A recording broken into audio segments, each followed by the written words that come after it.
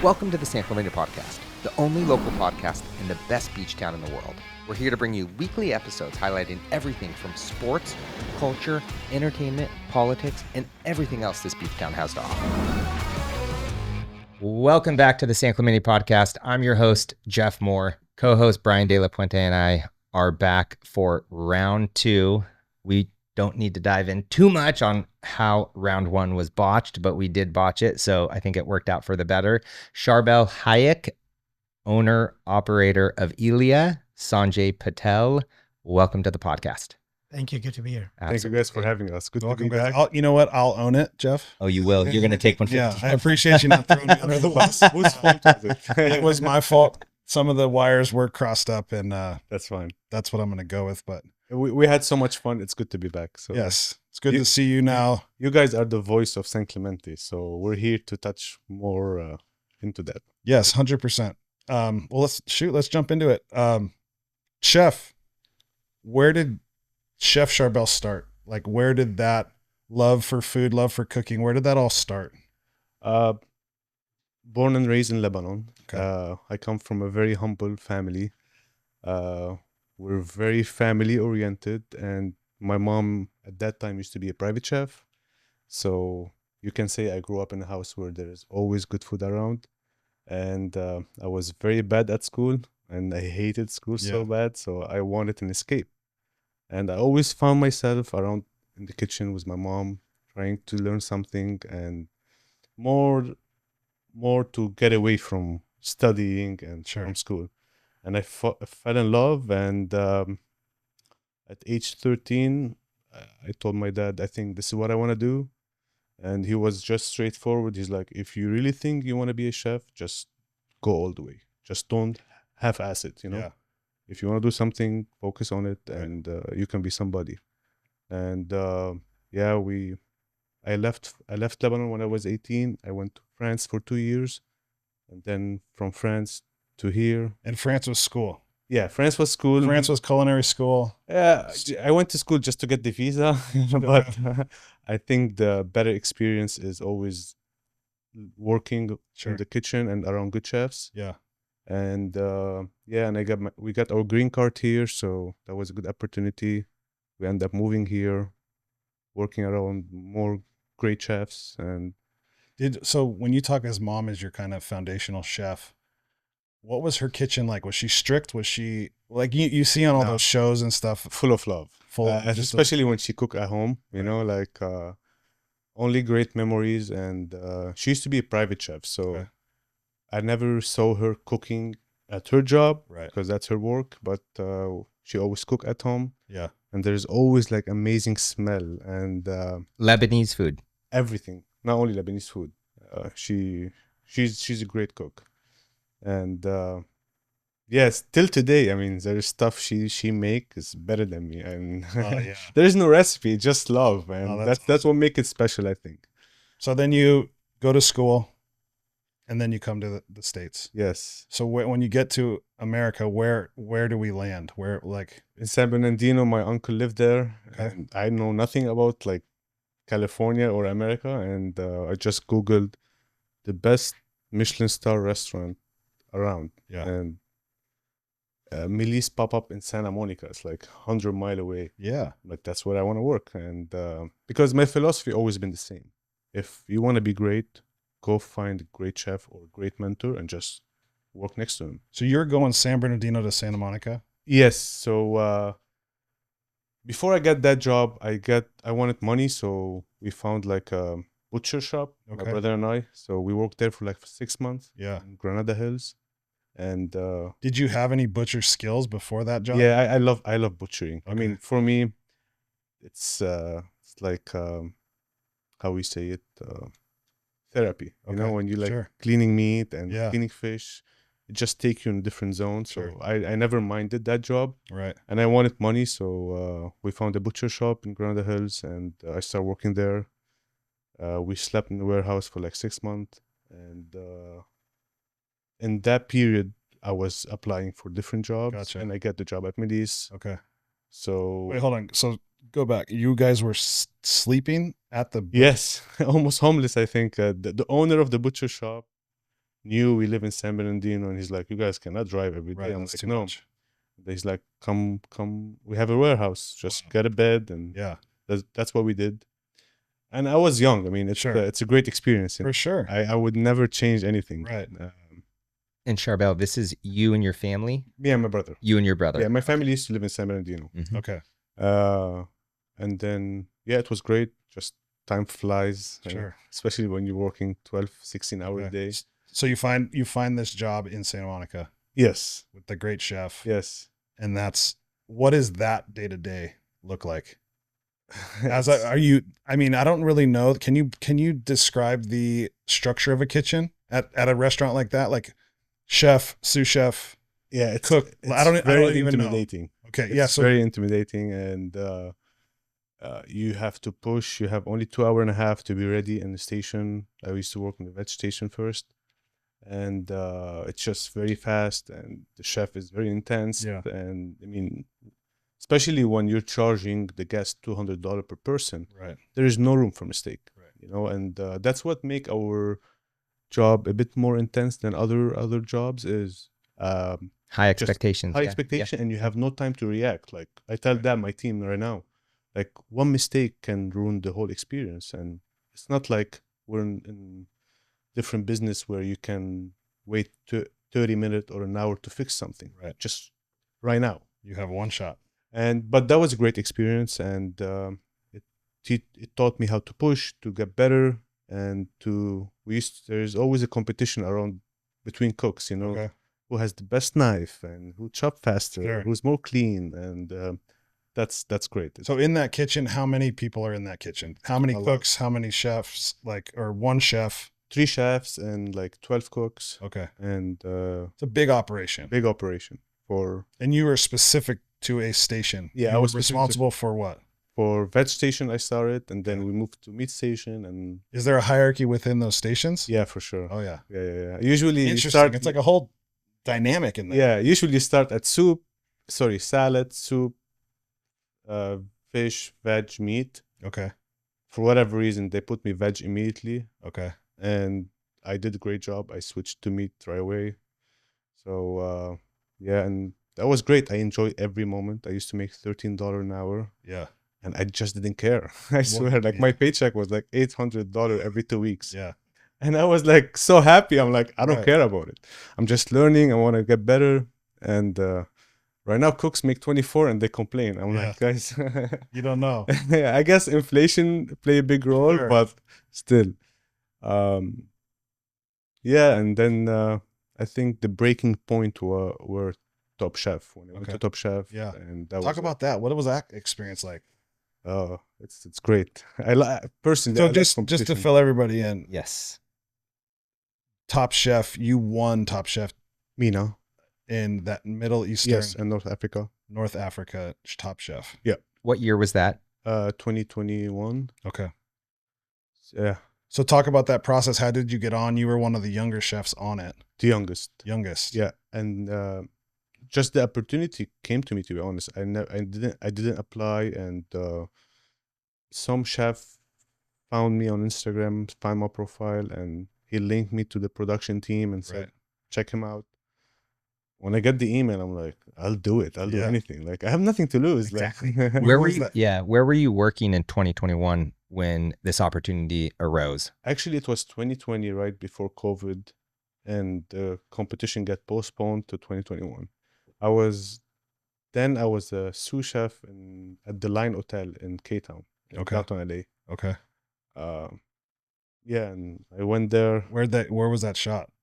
Oh, we shot it in Riyadh, in Saudi Arabia. Oh, rad. Yeah. What was one of the craziest challenges on that thing? Do you like what was the one that sticks out in your mind? The worst challenge, and I did not do good. I almost went home. They put us in. They told us we're going to have a fancy dinner Okay. as a thank you for the contestant, and we got so excited. We dressed up, Right. and then we went to the Ritz-Carlton. I remember, and then we saw like a huge table in the middle of the banquet hall, and we're coming closer, and we're like, oh, this is like a buffet for us. Right. And we get close, and we saw it's all leftover food. Oh no. I swear, it's like leftover salmon, leftover cake, and leftover fruit plate, or like, and they're like, you have 30 seconds to grab whatever you want, and you have to make from the leftover food 3-course menu, like fine dining. Oh geez. So I guess I was so hungry and upset. We're not eating. Like I promised myself for a great dinner, and I was so annoyed. I did not do good. Yeah. But so Charbel, yeah. so reality TV and fine dining, two totally separate. Oh, for sure. How do you make sure that the fine dining, the chef in you, is the same chef as you while you're on camera and on TV? How do you balance just that? forget the camera. I mean, I think that's the secret. Just focus on your dish and forget the camera. And it took me few challenges to get there. I remember first episode when they're like action, and the camera was on my face. My legs were so shaking. Right, you're just nervous. Yeah, so nervous, and I couldn't cook. Like Yeah. it was crazy. But then you like start focusing on yourself, and you forget the camera, and then you become good on camera. Right. And it's Well, shoot, that's what'd you what's- cook from the leftover food? Fuck, I can't remember. It was. What'd you grab? I was just angry. Even like when you cook, when you're not happy, you just Right. can't cook. Right. I was angry, and I'm like, this is not a challenge. Blah blah. Wow. Blah. It's too much. Blah blah. And then I can't remember. That's how angry I was. I was annoyed. Blacked out. How wild is it to think that that's 2021, 5 years, you've built quite a legacy and empire for yourself in just that 5-year period. A lot of people don't see the 10 years prior that went into it, but talk just a little bit about that journey and where you've come since then. First of all, I think I'm blessed to be part of it. I didn't build it myself. It's a big group around me, and I have so many partners like Sanjay, one of them, and it's never a one-man show. That's for Right. sure. And I think personally, we're all born with a gift, but we all know gift is not enough. You need to work hard, and you need an opportunity. Mm. So everybody deserves an opportunity, Right. but when you get it, just utilize it and Yes. try to make something out of it. Like the first deal is the hardest deal, Right. but it's better to be ready when you get it than to get an opportunity and you're not ready to even do anything. Right. So yeah, I think Capitalizing on the opportunities when the door opens. and timing too, and And some of it is maybe luck, you call it, and but for me personally, from my experience, it's been blessing after blessing, and I think this is from God. I mean, Yeah.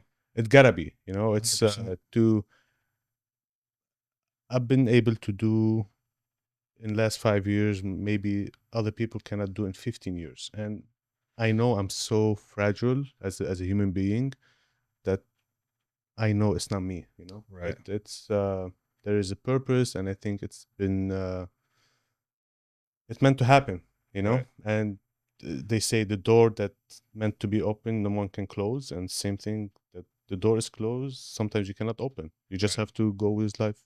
Yeah. It's the same That's way. a great way to do it. It's I think that's my experience. I know we're focusing a lot on Charbel right Yeah. now, but I want to just briefly turn the camera to my favorite person in the entire world. And I truly say that. you can have. The best partner you can ever have, Sure. Sanjay Patel. I don't know, you came into my life maybe 5 or 6 years ago as well. And I think your vision and your passion for San Clemente has been a great match with Charbel.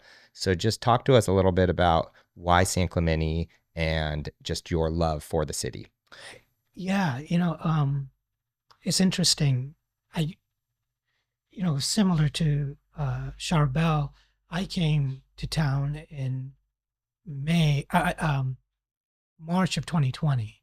I bought the property at 1500 El Camino Real 2 days before everything shut down with COVID. Right. 2 days. 2 days. 2 before, days. 2 days Wow. before. The best timing in the world. Best timing. Yeah. And so, when I first looked at that piece of land, it was interesting. I asked a lot of my friends, relatives, and it was nothing there. It was a top tune, old gas station. Yep. The kitty corner was Tommy's. Tommy's. That was closed. Yep. So nothing there. Next to us is still an empty land that is waiting for a development. It's been approved.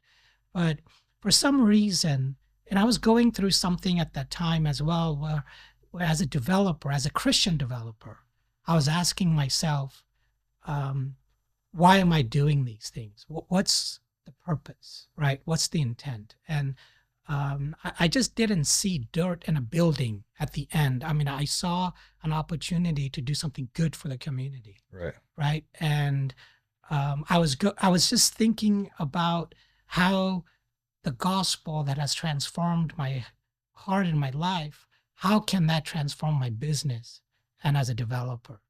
And developing in many ways, I came to realize, is one expression of the love for your neighbor. You put all this money into this project that you have no idea if it's going to be successful or not. But all you think about is it going to be helpful? Is it going to bring some kind of nourishment, and is going to flourish the community? Is it going to do something good for the community? That kind of keeps you going. Then you think that this is something that God wants me to do, because it's a reflection of Him, right? And what He did in my life. And so that's kind of like the motivation. And I fell in love at San Clemente. I mean, who can? I used to go to in the 90s. I was 4 years. I went to Westminster Seminary in Escondido. Okay. I used to always drive up and down every weekend from my home in Cerritos to Escondido, and I used to pass by San Clemente, but never really dawned on me, how good this city is. And like I think Charbel said, the Lord opens the doors at certain point, and He opened that door, and then I realized how wonderful this city is, and it's just amazing. The people are so friendly. They are always open to talk to you and Sure. encourage you, and so yeah. I think that, San Clemente is that if the root of your development or your business or whatever it is, if the root is from can this bring Value. this Yeah. community up? Can it bring some joy? Can it enrich this corner or this community or this neighborhood, whatever it is?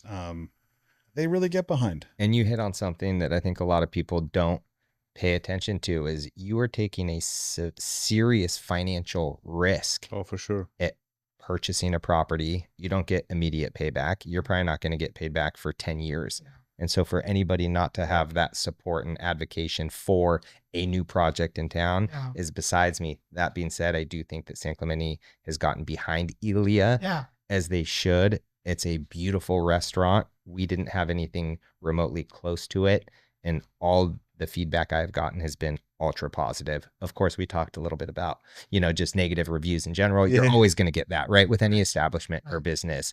But speak on just the support you guys have felt from the community in general.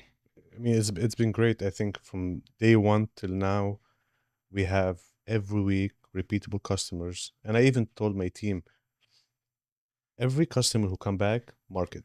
Not because we want to treat them special or we have to treat everybody the same, right? Just so we know and we evaluate ourselves, are we getting Right. our customer back or not? And every time I check our books, we have at least 5-6 tables. It's repeatable customer. Right. And that's a very important thing 100%. because we need the locals and we count on you guys to support us, but at the same time, I know it's not enough in a city like San Clemente, so Mhm. we have to be also a destination. Right. So we want both. Right. And You have to have both. yes, you have we to have- have yeah, both like the we have community and people- the, who drive from Newport, San Yep. Diego, Yep. Laguna, Yep. and I love to see that. But also same time, we really appreciate how, like, the locals, how much support they gave us, and we would hope to be part of the community now. And Oh, are you kidding me? On yeah. behalf of the entire community, the asset Oh, that thank you. ILYA is for everybody. I can speak on everyone. It's incredible. Yeah. Thank you. How I did you appreciate get to ILYA? So let's talk about that. Like coming up with the name, the idea, the concept, what led to that? the concept itself, I wanted to cook the food that reflect my story, my background, and my career. And I think the menu is put in this way, where you find some Middle Eastern dishes, some Lebanese dishes, some Mediterranean, French, Italian. I mean, Right. this is where I've been. This is what I've cooked, and this is what I like to eat. Right. So I think the menu is represent me in every single part of it, and people loved it, and I think it's been great. And as far as the name, we wanted something to represent history and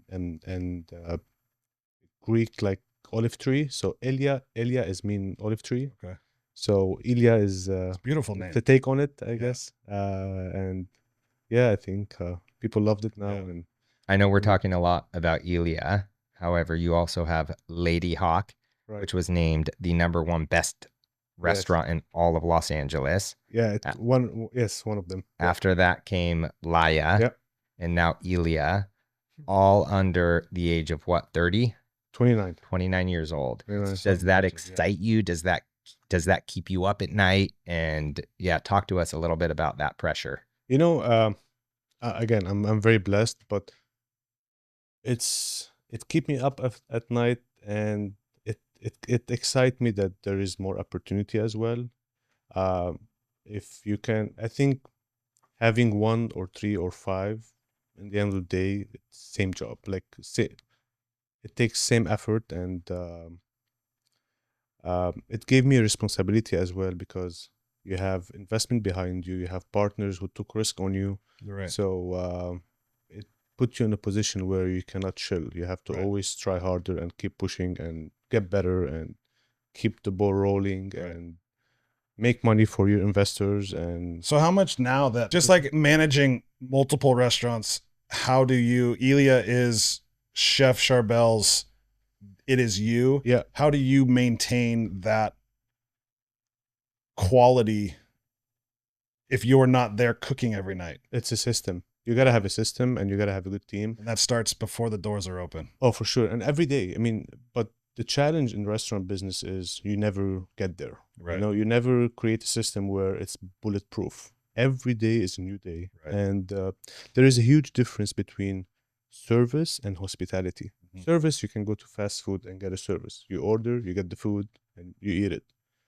But in the restaurant that we're building, it's not only about service, it's about hospitality. So you gotta have relationship with the guest and build an experience. Right. That's the key. And I think that's what I tell my team. You have to remember the name of the if the guest been here, remember the name. Remember if he likes Right. still or sparkling.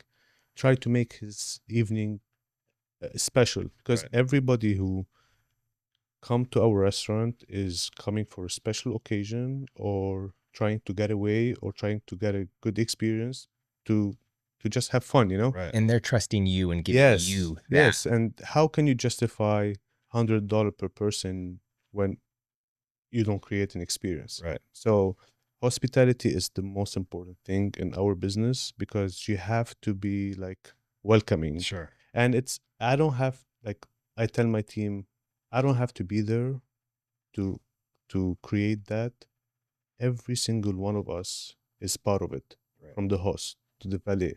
Like, I tell the valet, ask them, how was your dinner? Not Right. just to get the feedback. They will feel seen, you know? Genuinely care about that Yeah. question. Absolutely. Yeah. And you hit the nail on the head. People are trusting you to do that. And the hospitality side of it. Yeah.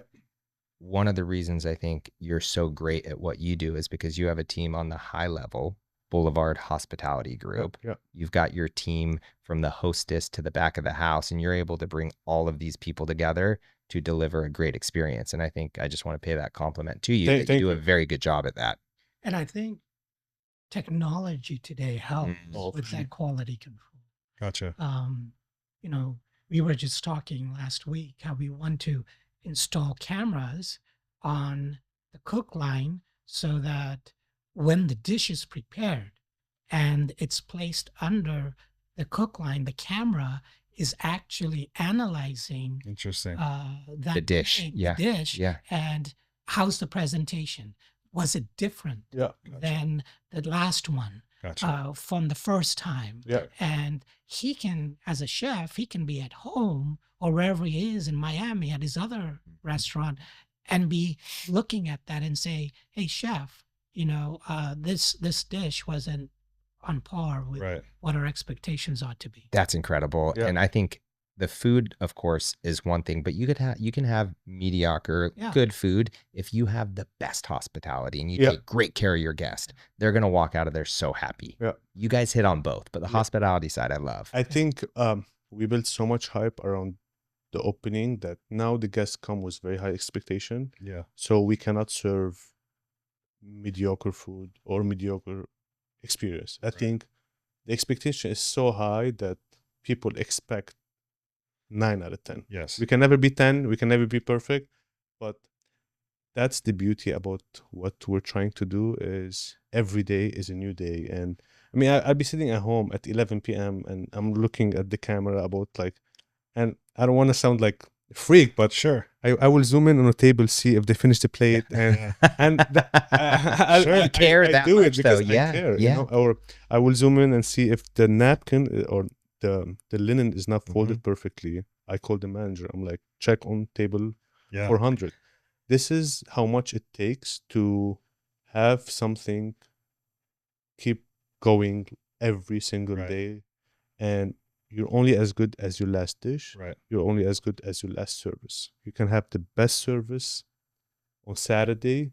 I show up on Tuesday worrying about Tuesday. Right. You know, you're never there. Yeah. And Keeps you in whenever, the present. whenever you just let it be, this one mistake happen. Right. And again, it's a beautiful business. Right. You have to be passionate to do it, and you have to choose the right partner as well. Right. Like Sanjay and Sashim been great. They give you like the freedom to do whatever you want, and they trust me. So it's a good spirit to be in, and it also give me more responsibility. You know? Sure. Sanjay, so you talk about the partnership. How did you find, as the owner, how do we come together, and how much input did you have on the building and the way it looks inside and the name and all of those things? Yeah, I think it's something that I had a voice, obviously, but it was a group decision. And, you know, I know my expertise. I know where I have a knowledge base that I can pull from, and restaurant and food and menu and all of that I don't. that's not in my wheelhouse, right? So you know, I really trust Charbel. I really trust BNG, and they're the experts, right? And I've always told myself, surround yourself with people that know a lot more than you, and listen. And if it's you say what you want, what you think, but then at the end of the day, 9 out of 10 times, if you listen to them who have done it in the past and has the experience, it's going to go a lot better than you kind of demanding that this is the way it ought to be and has to be.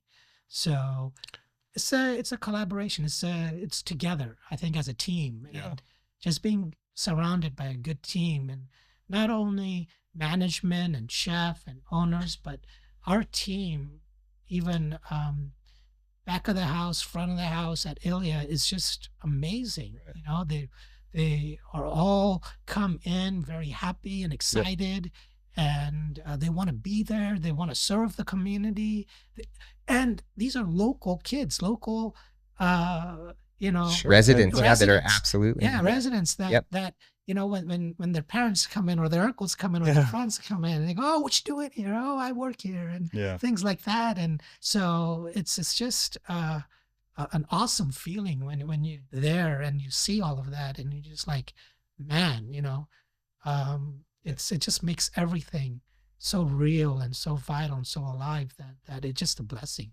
ILYA opened its doors in December Yep. 2025. That's right. So you guys have had about 5 months or so to get your legs underneath you. Has it been better than you expected performance-wise? Just give us a high-level overview on what you guys see today. I think it's been a mix. We had certain expectation that we hit, and we got surprised in certain things. But that's part of the business. Right. And one of the things I was really surprised, and in a good way, is I was worried about finding good people to work, being away from the city, and that was my nightmare. Like leading up to the project, I'm like, oh, I hope I find good people. Amazing, like amazing team. Really amazing team. Like people cares, and also I think this is part of being a good leader is to create an environment to let your team excel. Like my number 2 in the kitchen, like the chef de cuisine, Kevin. He's great. Like I give him freedom as well. Like he has ideas, he has opinion, and I'm like, great, like make it. Right. Like even the bartender, I go to the bartender, I'm like, I have this idea, but make it your own. Like be creative, have freedom, and gives them ownership too. Yes. Something they're proud of, something their input. 5 minds thinking better than 1 mind. 100%. So it's not a one-man show. But we started really good. As any other business, you start very strong and you dip a bit, and we're in the winter. So right now we're bouncing back, coming into summer. So I think we're going into the right direction. First year in the restaurant business is the hardest because you always have more expenses going on. You have to buy more place, more blah, blah, blah. Right. So it's hard to make money, if you want to phrase it this way. But once you go after 1 year and you build a good foundation, good team, keep it exciting, this is when it gets better, Right. Yep. So 6 months in, you guys had started with dinner service only when you first opened your doors. You've now rolled out the brunch. Yes. Talk to us about that. Yeah, I think we've been 4 brunches for now. It's been good. First 2 brunches were a bit slow, but I think Like that was is it a weekend thing? What's just on Sunday. Sunday brunch? Only Sunday from 10:30 till 2:30. We know where we're going Sunday now. Let's go. Yeah. Everybody asks us to do brunch, so that's for you guys. There's no great place around here that does brunch. Yeah. What is? And we also kept it affordable too, So we have some complaint. People say we're a bit pricey, but we're serving quality. So brunch, I think this is an opportunity to give back to the community. It's the check average is way lower, so you can come in, have great brunch for $40. And What is an ILYA brunch? Like, is it stereotypical American type brunch stuff, or you have to do both? You have to do you have to do both. Sure. You have to do like the standard stuff, and you'll make it exciting in certain other dishes. But I think my focus on brunch, where other than good food, is create a great ambience. Sure. So it's very important. Brunch, it's Sunday. It's your majority day off. Kind of chill. Saturday you have few drink, maybe hangover. Yeah. So you come in, we have flour on your table, and we have a welcome drink, complimentary. Yeah. I tell people all the time, if you go to ILYA, you feel like you've walked into an island in Greece. The ambiance there is beautiful. That's a great build out he did, to be honest. The build out that you did is incredible. I told my team, I'm like, other restaurant, other deals, you have certain budget, or they spend all the money outside or whatever, right? This one, it's complete. So we have zero excuse. Like last time I was like, not arguing, but like telling Debating. One of the team, like, can you organize this area, please? Like it's such a beautiful build out. We just need to organize it. And he start making me 10 excuses why he cannot. I'm like, the wrong answer. Just Just do Please, there is no excuse. Everything is brand new here. Like it. Right. every single thing is brand new. So just you have to care Yeah. how much you care. So Sunday brunch at ILYA, is it going to stay just on Sunday? Have you guys thought about opening up more days, or are you going to just kind of test the waters to start? Yeah, we're testing the water, I think, and the goal is to do also Saturday if there is demand for it, and we're debating only during summer to open 7 days a week. So we're also studying the market. I think Sure. we're not there yet. I think next year we're gonna operate in a clear system, and we'll, let's say if we want to open 7 days, will be from this month to that month. And right now we're still studying the market, seeing Right. how what people want. You know, we're here to please the people. You know, it's I always tell my team, just competition is amazing. You know, it's the best thing in life to have a competition, but you cannot focus on it. Right. Like you can get inspired by it, you can push more, but you focus on your people, your guest, yourself, and you might do better than your competitor. You know, Right. so we're focusing on ourselves, and yeah. The outcome is the outcome. If we're the second or we're the third or the first, it doesn't matter, right? Right. Like we're not in a competition with anybody, and hopefully, like people think the same. We're just here to serve people, serve great experience, and keep the team together. You know, Right. because it's One of the things, you talk about the menu. So even brunch, and many ways, even our dinner menu, we've done it in a way that, for example, the brunch, you got pancakes and French toast and hot chocolate, but then you also have oysters, and you also have steaks, and so you can go high end if you Yeah. feel like it's a celebration, it's a Sure. great I want to spend quality time here because this is a special occasion. You can do that, and for the dinner as well, we've kind of created a menu Yeah. where if you just want to be a regular and you want to just enjoy a few dishes and just come, you can do that. Yeah. Pastas and salads and things like that. But if you want to spend, like Yeah. a 75-day dry age ribeye or something, you can Yeah. do that as well. or like a pasta. We have Yeah. $22 pasta, and then we have $69 caviar pasta. And guess Yeah. what? That $22 pasta is delicious. Yes. It is so good. Trust me, the level of care Yes. into the cheap dishes are the same or even more than the expensive stuff. That's you why know? anytime someone tells me it's so expensive about any, I'm like, trust Yeah. me, you can go there and you can spend, to your point, $22 Yeah. on a pasta. You can get a great salad. You can Yeah. get a great drink, and you're not going to beat that price anywhere Yes. at any restaurant. I don't care where Same you go. thing, main course, we have $30 main course, and we have $90 Yeah. or $200. So Of course. we're trying to create an experience for everybody, and we don't want to be just an occasion. We want to be every week. So Sure. And the ambiance and the experience is the same Yes. at every level. No matter right? if you get the $22 Yeah, pasta or yeah. you get the So it's- $90 Yeah, steak it's a win-win for everybody. or the bronzino, which is absolutely delicious too. Talking about the menu, do you have seasonal items? yeah, Like, is that part of your process? oh is for sure. I mean, staying with things that are in season? in this business, consistency is the best thing, and it can be the worst thing. Right. Like we have to be consistent in the experience, but I don't think we have to be consistent in to serve the same menu all year round. I'm more like I go through the motion. Like I come out with a dish last minute, and I want to make it happen tomorrow, and I might change 3 dishes every week, and it can go for 3 months to change a dish. Right. But definitely we like to use seasonal stuff, and like right now summer is coming up, you'll see a good tomato dish on the menu, that's for sure, but you'll never see like a tomato salad in winter. Right. It doesn't make sense. So we try to keep it exciting and fun, and it's fun for us and fun for the guest, Sure. like I think it's boring to show up in the kitchen where you cook the same food. It's just I'd rather work in Burger King. Sure. It's easier.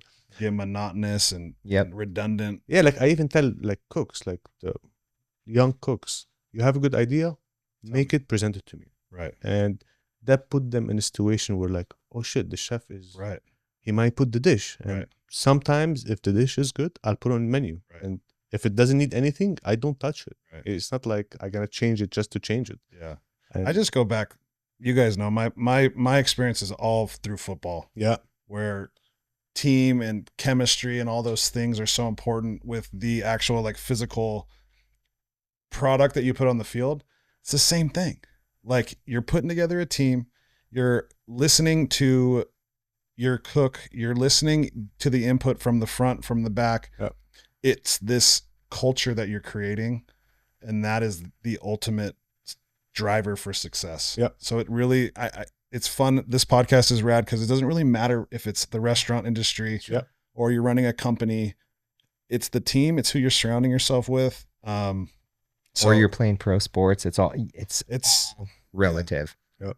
You've built your reputation on Mediterranean cuisine, which is very trendy and very popular. Yep. How do you make sure that you stay ahead of the trend and above the rest of maybe the competition or anyone else in the field? I think we're in a position and at a time in life where you see everything while you're scrolling, you know, like I'll be sitting at home and I get the best idea while I'm scrolling. Instead of wasting time, I build an algorithm where it's all about food. Right. And like stuff that I learned. So seeing other people, what they're doing, and you get inspired and then you make it your own, and it's you keep working on yourself. To Sanjay's point, technology. Not only are you going to be able to have a camera to look down at the plate, right? You can build an algorithm that will help enhance your career, which ends up enhancing our experience as a guest. And it's linked to the passion. You gotta be passionate. So when you're passionate about something, that's all you think about. Like, beside God and family, I don't care about anything else except cooking. It might seem weird to people, but that's what I like to do. Like, I just like to cook, and I like to see people shaking their head when they're eating. Yes. And this is the best. Like, this is what makes it for me. Not the money. Like, the money comes with it. Right. You know, when you're so good at it, the money comes. You don't have to go for it. The money comes to you. Right.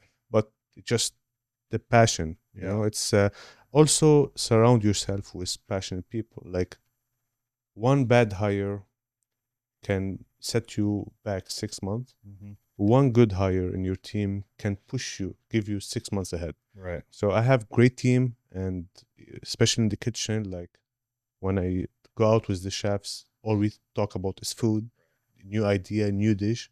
And I'm still a student too, you know, like always learning. I'm learning every day. And I mean, this business humble you because you always have something to learn, and there's always somebody better than you. I might be the best today, but tomorrow I might wake up, there's a new kid in town. It keep me on my toes. I mean, it's the best thing. It's and I guess one of my favorite saying, it says, I hope I'm saying it right. It says, tough time create strong men create easy time create weak men create tough time. So it's a circle where I think there is a way to break that circle, is to, especially let's say when you have kids, if God bless you with wealth and you're kind of settled, make sure your kids go through challenge a lot. Sure. You know, it's very important, because if you, another saying, I don't know if it's true, show me a great man who's a son of great man, right? Because usually great man's, your kids, right? Had some sort of something that they had to work through or get through or but from. I think there is a way you can break through that, is especially as a father to your kids. If you have good wealth and you're rich or you're successful, don't make it too easy to your kids. Yeah. Like, at some point, let them take some responsibility. And that's like in anything in life, you know. That's my stupid baseball. But that is my favorite saying as well. Tough times do create very, very strong people. Yeah. Right. you're required to build that resilient mindset. Yeah. And that is an amazing saying. And you nailed it, by the way. That's not my saying. No, I know, but you still got it. That's Yeah, a lot of yeah, yeah. back Goes and back forth, to but Coach Hamro, the failure recovery. I fail. How quickly can I recover that in sports? Yeah. That gap, if it's too big, all of a sudden you can have that snowball effect and you Yeah. can have a shitty game. Yeah. But if you are able to flush it or have one bad play and then the next one you win, all of a sudden that lag isn't there. Oh, for sure. And same thing, you have an off night. Yeah. If you dwell on that off night, you're probably going to have a bad night tomorrow. Oh, 100%. So like, It's also like when you're killing it and doing great, just remember you're not that great. yeah. But when you really fuck it up, you're not that bad. Yeah. Exactly. That's a good one. It's true. The way you look at life and the lens that you see it through Yeah. is exceptional. Oh, I appreciate At your it. age, Both- especially, both of you guys. it is unbelievable. I know we're getting ready to wrap up. I did want to ask and cover one other thing because you guys do a very good job on social media and Instagram. Yeah. How important is it in today's just general world to be on top of that? It's the most important part of restaurant business. I don't want to say didn't like, but not a big fan of the influencer thing until I learned the hard way. I'm like, we need these people. We need to stay in the algorithm. Right. We need, like, you cannot live without it. You have to always try your best. And again, surround yourself with the right people. Like our videographer team. We have a great team. I send them reel from other restaurants that they're killing it. I'm like, I want that and better. Right. Tell me what I need to do What do you to need make from it me? happen, and whatever you need, let's work it out. Yeah. So it's very important to stay in the social media, and that's why we're here talking Yeah. to each other, Of course. because it's a momentum. Yeah. You know, like we all are so busy, but we need this. Yeah. Yep. We find time to make it happen. Oh, of course, it's Absolutely. all for the business. Yep, And, yep. Well, I love what you're doing on your social media. It's Thank fun you. to watch. It's fun to see the process of, and what you like too. Yeah. I think it's fun to know, oh, this is Chef's favorite dish, or this is what he's Yeah. excited about this week, or this season for the menu. It's a little sneak peek behind the curtain, so to speak. And it's smart, and that's what's being consumed by. I mean, how much time you spend on your phone? Too much. It's too much, right? Yeah. And it's Too much. We have to be part of it. Yeah. In any business we do, we gotta utilize that. Right. So I was just reading a statistic the other day that it was saying in the 90s, 2 out of 10 new businesses, made it. Today, 8 out of 10 new businesses succeed because you have access to content. You know what people buy, sure. you know their consumer spending, and you just know what to deliver. Yep. It's still hard, but having the access to it has also been, I think, a great gift to all of us. I agree. Awesome. Talking about stats.